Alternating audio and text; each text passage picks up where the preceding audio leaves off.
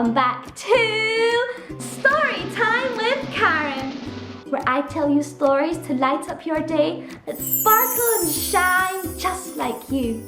Today's story is What to Do About Your Monsters, written by Jessica Wu. It's about a little girl named Kinzie who has some very silly monsters in her room who are a little bit smelly. But guess what? We're going to find out how Kinzie solves this big monster of a problem together. Before we start, we need a sprinkle of magic to wake up Kinzie and her monsters. Let's use our clapping magic. Clap your hands. Clap louder. Clap faster. That's it, you're doing great. All right, hold on to your imaginations. Here we go. Monsters lived in Kinzie's room.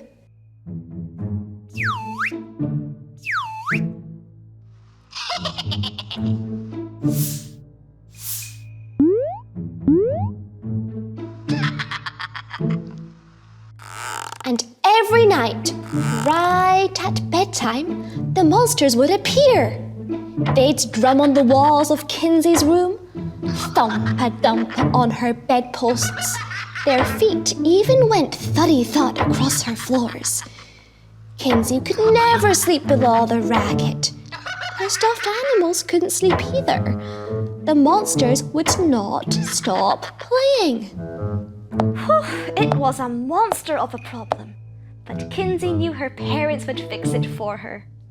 Every night, she'd race off to her parents' room. Boing, boing, boing, boing, down the hall she would go. Her parents almost always let her sleep in their room.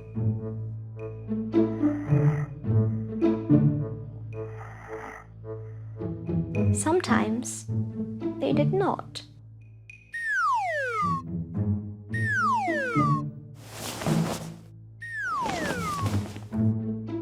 Obviously, at that point, her parents would need to sleep in her room.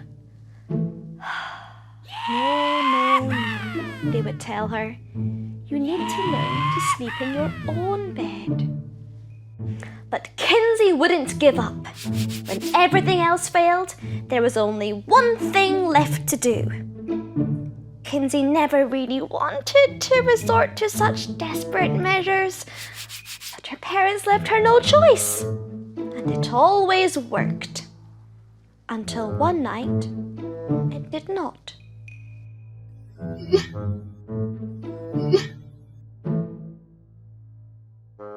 Kinzie's heart stood a sad two-up to who would help her?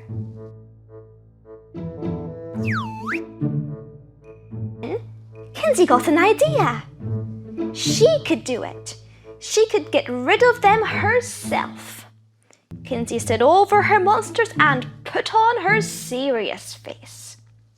It is time for bed, she scolded. You need to sleep in your own room.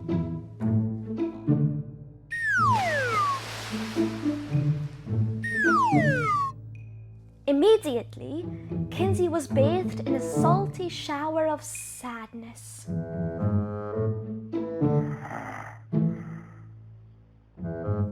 A bedtime story should relax the monsters.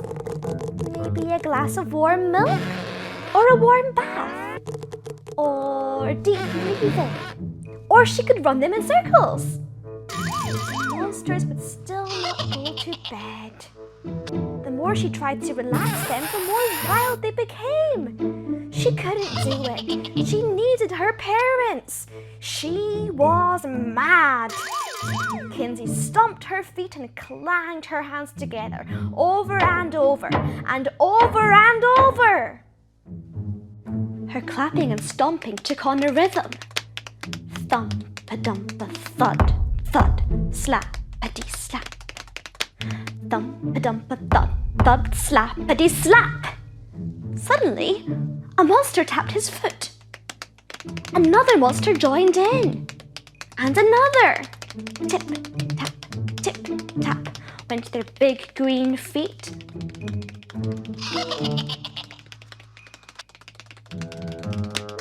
All the monsters started to dance. To Kinzie's surprise, the boogeymen boogied around the room. They wiggled their hips, curled their lips, and twirled in dizzying circles. In an instant, everything became clear.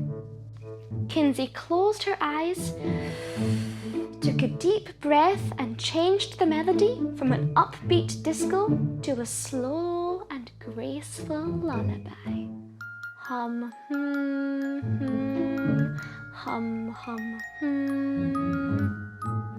Honk, zzz, honk, zzz, went Kinzie's monsters.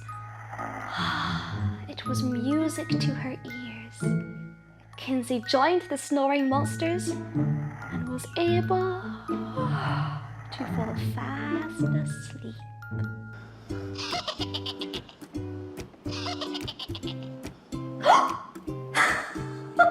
Oh my goodness! I fell asleep just like Kinzie and her monsters. What a great story! What an adventure! I'm so glad that Kinzie found a way to put those cheeky monsters to sleep in the end. You know, sometimes we have to try a lot of different things before we find something that works. My favorite part was when the boogeymen started to boogie. Who knew? Monsters love to dance and be happy just like us. What was your favorite part? I would love to hear what you think. Till then, always remember that if at first you don't succeed, try and try again. Bye!